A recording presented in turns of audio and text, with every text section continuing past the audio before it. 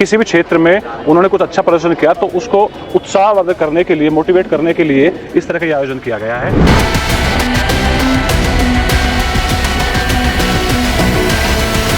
Physiotherapy का treatment भी बहुत ज़रूरी होता है। लो ट्रीटमेंट, सारी बीमारियां, मैं समझती हूँ कि सारी बीमारियां दवाइयों से ठीक नहीं होती।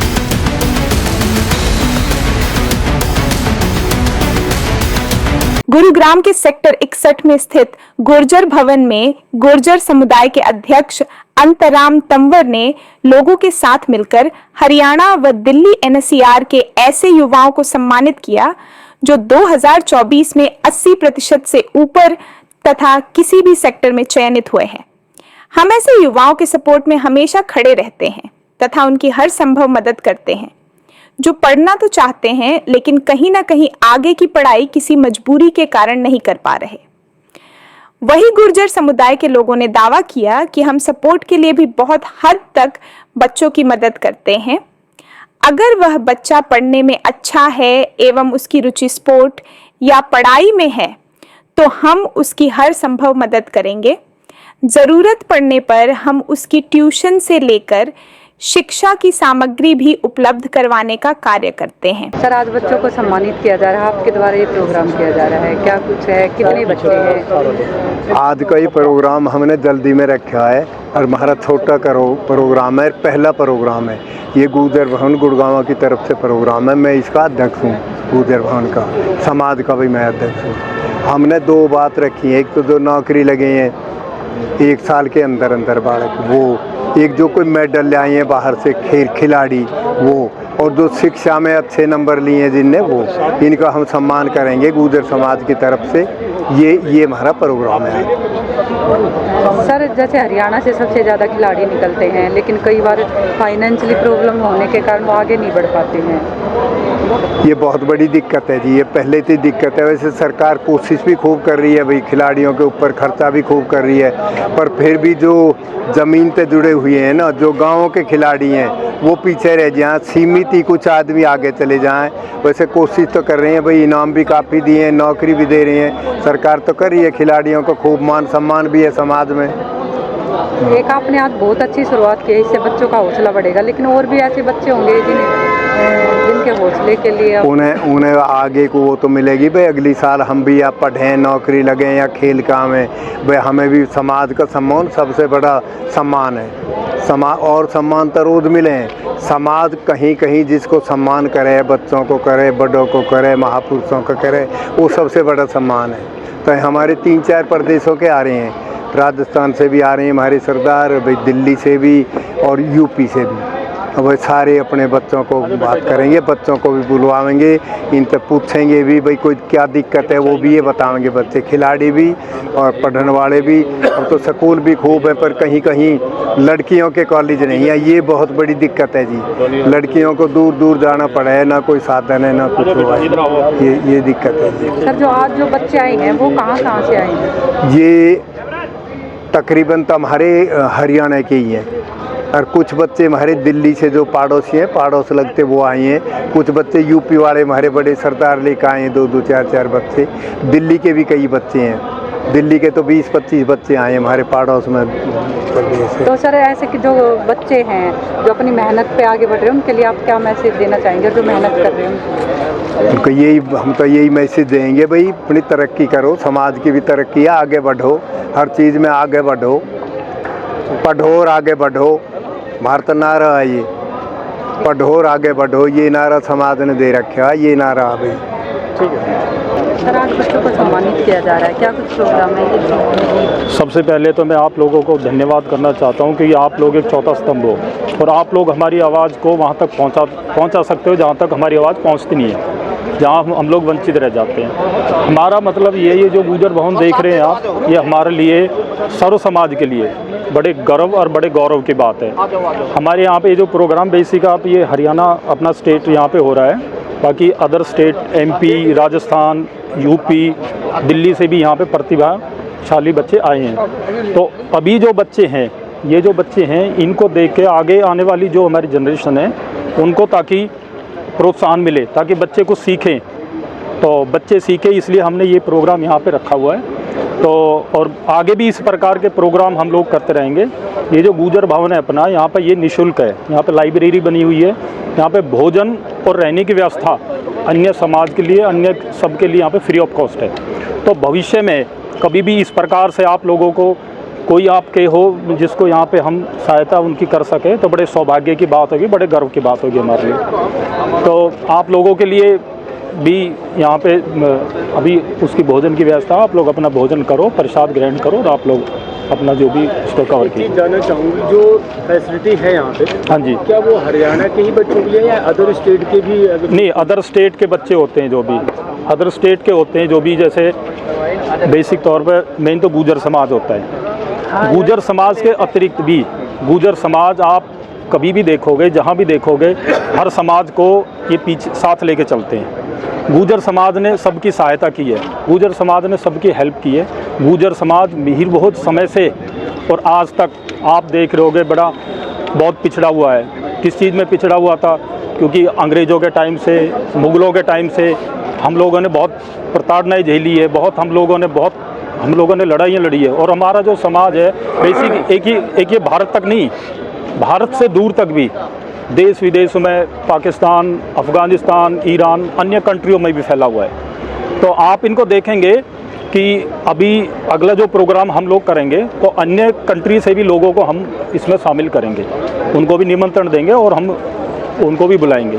तो हमारे आदर्श श्री अंतराम तंवर जी, उनके दिशा निर्देश में सारा ये प्रोग्राम हो रहा है। तो हम तो ईश्वर से प्रार्थना करते हैं, ईश्वर उनको दीर्घायु दे और उनको आगे समाज में काम करने की हिम्मत दे। बहुत बहुत धन्यवाद आप लोगों का।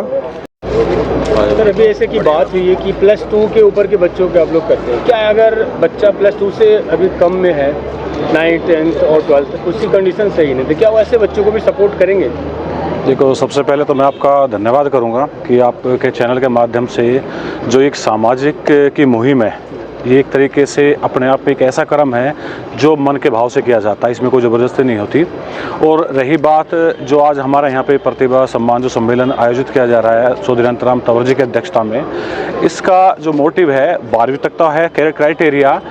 ये पहला शुरुआत है, यहाँ से ये पहला कार्यक्रम है। आगे चल के बहुत सारे प्रोटोकॉल्स, किस तरह के नियम होंगे, लेकिन इसका मेन जो उद्देश्य है, चाहे वो बच्चा छोटी क्लास में, बड़ी क्लास में, जो अपने फील्ड के अंदर जिसका उत्कृष्ट प्रदर्शन रहा है या उन्होंने कुछ ऐसा कार्य किया है, जैसे एंटरप्रेन्योरशिप के बहुत सारे बच्चों ने की है, या शिक्षा के क्षेत्र में, खेल के क्षेत्र में, या किसी भी क्षेत्र में उन्होंने कुछ अच्छा प्रदर्शन किया, तो उसको उत्साहवर्धक करने के लिए, मोटिवेट करने के लिए इस तरह का ये आयोजन किया गया है, ताकि और बच्चे इस चीज़ को देख के जागरूक हो और उस तरह चले, बुराइयों से बचे, समाज के प्रति का उसका भाव हो। तो इसलिए इस तरह की शुरुआत की गई है। सर, आपका संपर्क सूत्र क्या होगा? कहाँ कार्यालय कहाँ है कि वैसे बच्चे आपसे कहाँ पे संपर्क कर सकते हैं? देखो, संपर्क सूत्र आप ये देख रहे हैं, ये भवन जो गुर्जर भवन अपने आदरणीय राजेश पायलट जी के नाम से बनाया गया है, यही भवन है और ये 24 घंटे खुला रहता है। जिस तरीके से गुर्जर भवन कुरुक्षेत्र है तो 24 घंटे सालों से चलता आ रहा, उसी तरीके से यहाँ पे भोजन की व्यवस्था है, रुकने की व्यवस्था है, और बच्चों के लिए कोचिंग के लिए लाइब्रेरी बनाई गई है, डिजिटल लाइब्रेरी का यहाँ पे प्रोविजन किया गया है। तो यहाँ पे ऐसा नहीं है सिर्फ आपकी गुर्जर जाति के ही बच्चे आए, किसी भी समाज के आके लोग यहाँ पे रुक सकते हैं और अपनी कोचिंग भी कर सकते हैं। तो उनकी हर तरीके से हर संभव मदद करी जाती है। क्या ये कुछ चार्जेबल है, मिनिमम या मैक्सिमम कुछ ऐसा कुछ है? नहीं, अभी तो ये फ्री ऑफ कॉस्ट है। सर, लोकेशन बता दीजिए। फ्यूचर में फ्री ऑफ कॉस्ट है। ये आपका राजेश पायलट जो चौक है आपका नियर बाई, ये golf course extension road, sector कौन सा पड़ेगा भाई? सेक्टर 61, गुरुग्राम। गुर्जर भवन में उपस्थित तमाम पदाधिकारियों ने अपने अपने विचार को प्रकट करते हुए हर तरह से जरूरतमंद बच्चों की शिक्षा व खेलकूद में रुचि रखने वाले विद्यार्थियों को आगे बढ़ाने के लिए संकल्प लेते हुए उनकी हर संभव मदद में तत्पर रहने का आश्वासन दिया है। मेरा नाम है श्वेता, मैं कैप्टन हूँ इंडियन आर्मी में। मैंने CDS का एग्ज़ाम दिया था 2016 में, जो मैंने टॉप किया था। तो मेरा मैसेज सिर्फ यूथ के लिए होगा कि आजकल हमारे पास सारे रिसोर्सेज, स्किल्स, इंफॉर्मेशन सब है, लेकिन क्या हमारे पास किस चीज़ की कमी है, वो एक माइंडसेट है। माइंडसेट कि हम कर सकते हैं, हमें किसी चीज़ की पाबंदी नहीं है या कोई चीज़ हमसे बाहर है, we can achieve everything if we have the right mindset. तो मेरा पहला ये होगा कि अपना माइंडसेट इसी तरह बनाया जाए। दूसरा, कुछ लीडरशिप के बारे में बोलना चाहूँगी कि लीडरशिप के दो पहलू होते हैं। पहला पहलू होता है कि आप अपने आप को लीड करना सीखिए।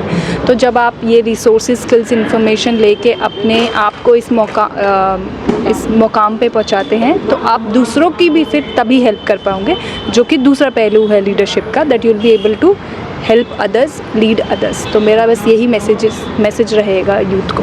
Thank you. नमस्ते, मेरा नाम सुरभि है। मैं मीडिया में काम करती हूँ, स्पोर्ट्स कंपनी में।